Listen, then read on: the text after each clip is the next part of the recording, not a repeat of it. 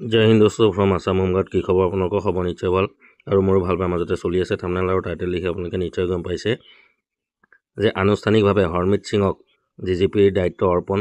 G P সিঙৰ বিদায়ৰ পাছত ভাৰপ্ৰাপ্ত ডিজিপি ৰূপে কাৰ্যনিৰ্বাহ কৰি আছিল হৰমিত সিঙে। তো তাৰে এইখন 19 মে 2025 তাৰিখে নটিফিকেশ্যন অৰ্ডাৰ্ছ বাই দ্য গভৰ্ণৰ। তো এইখন ইংলিছত লিখা আছে, মই আপোনালোকক অসমীয়ালৈ ট্ৰেন্সলেট কৰি বুজাই দিছোঁ সুন্দৰকৈ।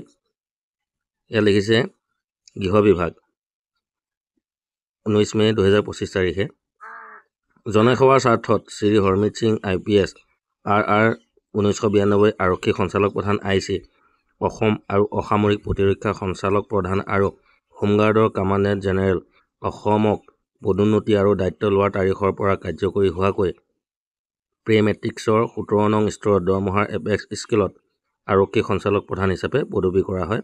অজয় তেওৱাৰী ডিজিটেল স্বাক্ষৰ তাৰিখ দিয়া আছে। আপোনালোকে ইতিমধ্যে গম পালে যে আমাৰ হোমগাৰ্ডৰ দায়িত্বত বৰ্তমান হৰমিত সিং ডাঙৰীয়াক দিয়া হৈছে। গতিকে মই আমাৰ অসমৰ গৃহৰক্ষী জোৱানসকললৈ এটাই অনুৰোধ কৰোঁ, আমাৰ যিসকল বিষয়ববীয়া আছে, আমাৰ সন্থাৰ যিসকল বিষয়ববীয়া আছে, তেখেতলোকে খুব অতি সোনকালে গৈ আমাৰ হৰমিত সিং ডাঙৰীয়াক লগ কৰি আমাৰ অসমৰ গৃহৰক্ষী জোৱানসকলৰ সমস্যাৰ বিষয়ে দাঙি ধৰে যেন, যাতে আমাৰ আগন্তুক কিবা এটা ভাল ফলাফল আহে। আৰু ভিডিঅ'টো আপোনালোকে যিমান পাৰে বন্ধুবৰ্গৰ মাজত শ্বেয়াৰ কৰি দিব আৰু যদি চেনেলটোলৈ নতুনকৈও আহিছে তেনে চেনেলটো ছাবস্ক্ৰাইব কৰি দিব। তো আজিলৈ জয় হিন্দ, জয় ভাৰত।